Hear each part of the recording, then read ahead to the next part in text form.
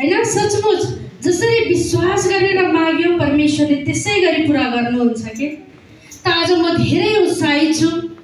अहिले गवाईहरू भन्दै जाउँला। धेरै खुसी छु। परमेश्वर हजुरलाई धन्यवाद।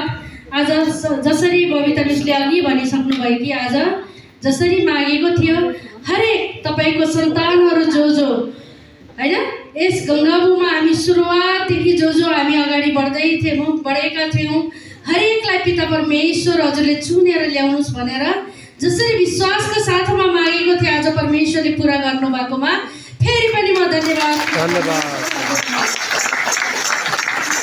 परमेश्वरले जसरी वचनमा भन्नुभएको छ नि विश्वास के बिना विश्वास बिना परमेश्वरलाई प्रसन्न पार्न असम्भव छ। त्यही भएर के गर्नु पर्दो रहेछ त विश्वास मात्रै गरेर हेरा उनले हामीलाई नदिने के छ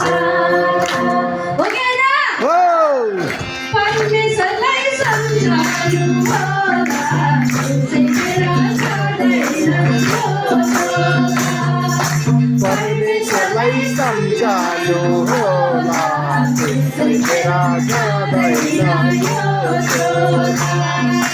परमेश्वरलाई सम्झाउनु होला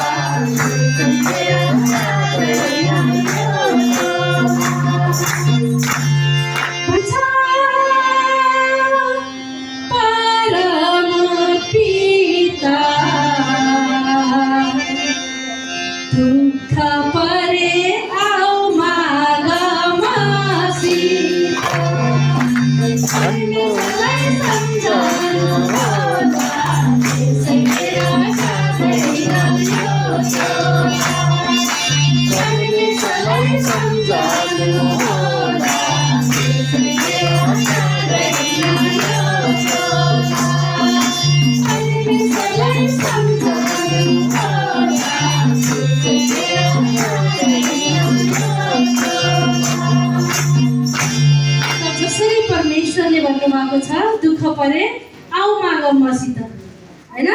त म सुरुको गवाई जो अघि हाम्रो म्यामजीले बताउनु भयो उहाँको भेना जुन हिम पहिरोमा पर्नु भएको थियो त्यो समय त्यति बेला हैन जब अप्ठ्यारो पर्यो जब दुःख पर्यो कसलाई सम्झिनु भयो त परमेश्वरलाई। त उहाँले फोन गर्नुभयो कि म्याम यसरी हिम पहिरो गएको छ धेरैजनाहरू अब यस्तो भएको अवस्था छ हिम पहिरोले पुरेको छ धेरैजनाहरू कति अब उद्धार पाएको छैन मेरो भेनाजु पनि लापत्ता हुनुहुन्छ। यसरी के गर्नुभयो त फोन गर्नुभएको थियो। त पहिला सुरु तपाईँ ढुक्क हुनुहोस् किन परमेश्वरले के भन्नुभएको छ त धर्मी जनको प्रार्थना शक्तिशाली हुन्छ भन्नुभएको छ। आज धर्मी जन कसले बनाउनु भयो त परमेश्वरले। कसलाई हामी सबलाई विश्वास गर्नेहरूलाई हो कि न जुन दिन विश्वास गरेर मरेको 3 दिनमा जीवित पार्ने परमेश्वर हुनुहुन्छ भनेर विश्वास गर्यौं नि परमेश्वरले हामीलाई धर्मी जन भनेर घोषणा गर्नु भएको छ। त हामी धर्मी सन्तान हौ परमेश्वरको हो कि न हो। त्यसै गरी मैले मलाई हजुर पनि प्रार्थना गर्नुस् त म पनि प्रार्थना गर्छु परमेश्वरसँग। परमेश्वरको सृष्टिमा उहाँको दृष्टि परिसकेको छ किनभने कुनै कुरा पनि लुकेको छैन हरेक कुरा स्पष्ट र छर्लङ्ग छ। हामीलाई थाहा हुँदैन त्यो छोरा कहाँनिर परेको छ कहाँ के भएको छ थाहा हुन्छ त तर परमेश्वरले देखिसक्नु भएको छ।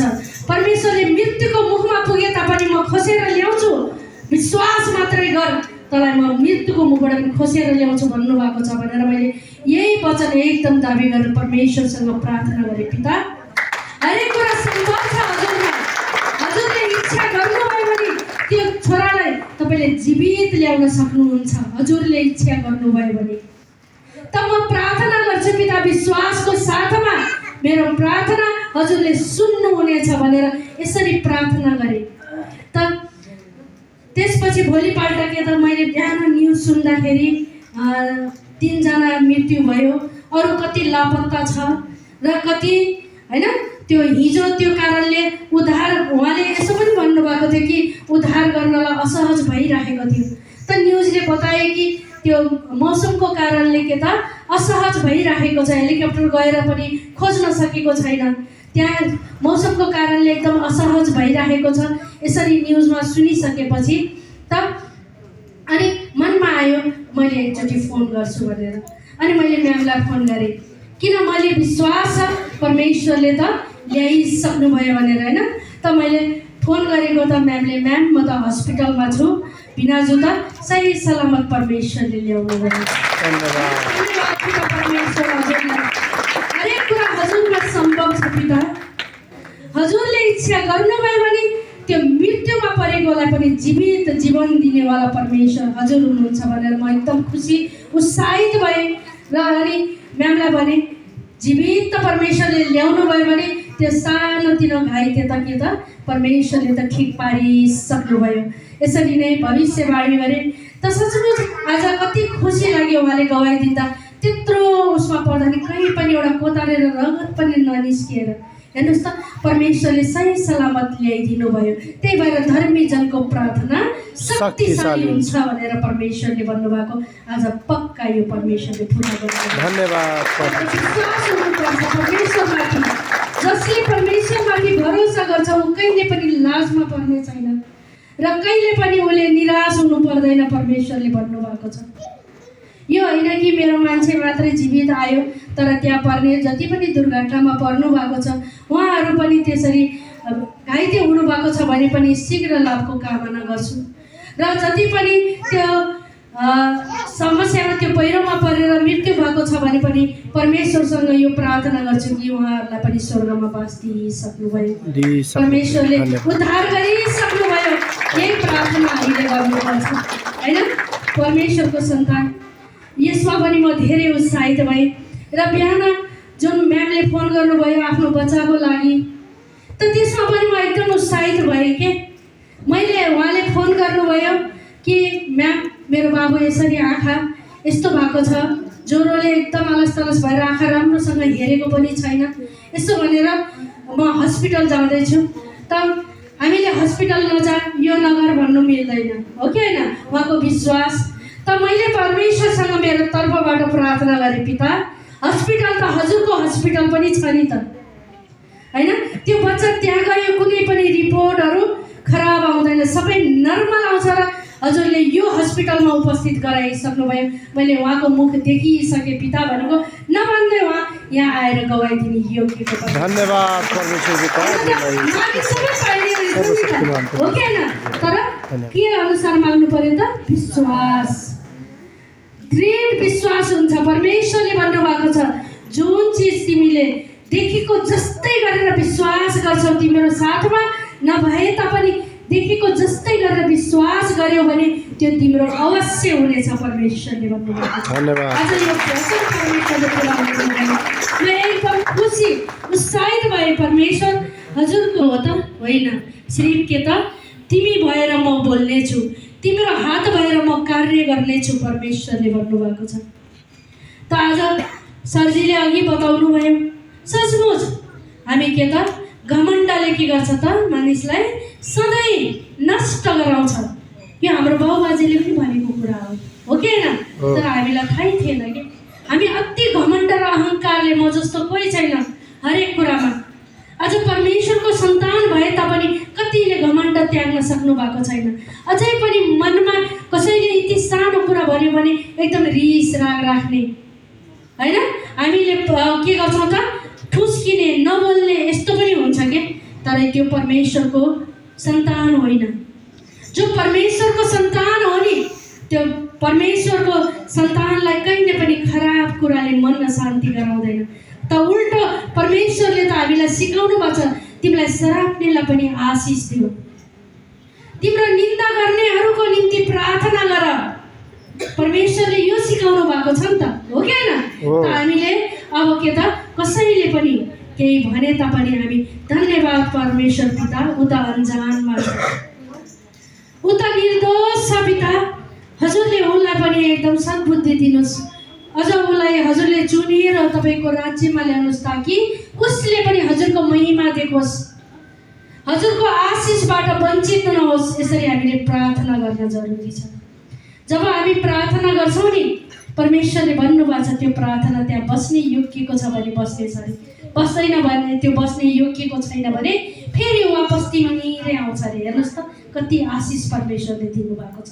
धन्यवाद। त्यही भएर हरेकको जब मुख खोल्नुहुन्छ हरेकको निम्ति के त प्रार्थनाको निम्ति खोल्नुहोस् होइन। अझै पनि हामी विडम्बना यता बसेर खुसखुस उता बसेर खुसखुस गर्नुभन्दा बरु जब तपाईँको मुखबाट आवाज निस्किन्छ त्यति बेला तपाईँको परमेश्वरको प्रशंसाको निम्ति निस्कियोस्, कसैको भलाइको निम्ति निस्कियोस्, कसैको उद्धारको निम्ति निस्कियोस्, परमेश्वरको राम्रो खबरको निम्ति निस्कियोस्।